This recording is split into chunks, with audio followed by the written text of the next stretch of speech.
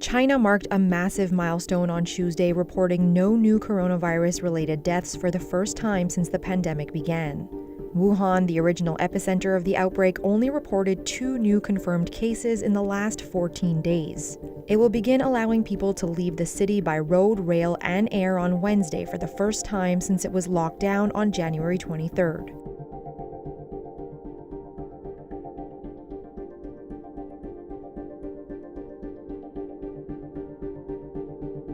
British Prime Minister Boris Johnson was stable overnight and remains in good spirits, his spokesperson said on Tuesday.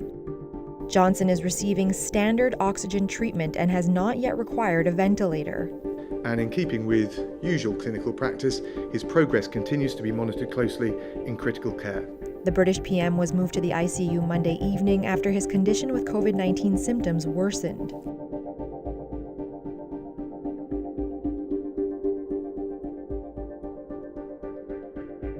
More people have now died from the coronavirus in New York City than were killed in the September 11th attacks on the World Trade Center in 2001. New York State recorded 731 new coronavirus deaths Tuesday, marking the biggest one-day jump in the outbreak. And we talk about numbers, but that's 731 people who we lost. Behind every one of those numbers is an individual, is a family, is a mother, is a father, is a sister, is a brother. So a lot of pain.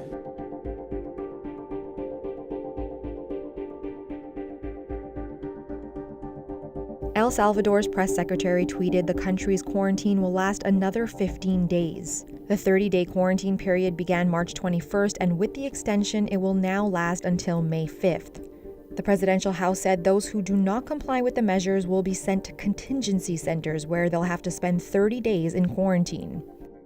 The country currently has 78 confirmed coronavirus cases and 4 deaths.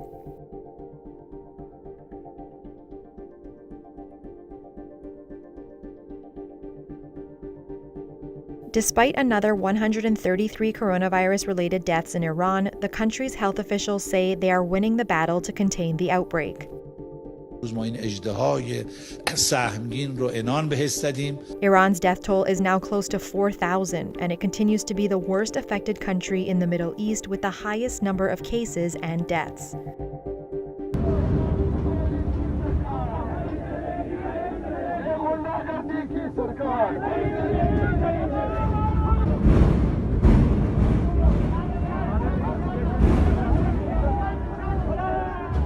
Dozens of doctors and nurses were arrested in the Pakistani city of Quetta. They were protesting the lack of protective material for health workers on the front lines of the country's battle against coronavirus. The number of cases in Pakistan is just over 4,000, with 55 deaths.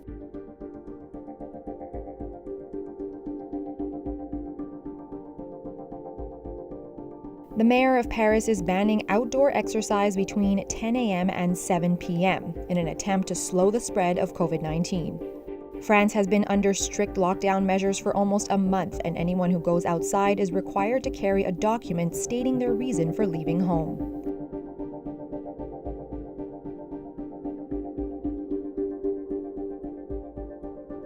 The Facebook-owned chat app is imposing new limits on message forwarding to slow the spread of fake news related to the coronavirus pandemic.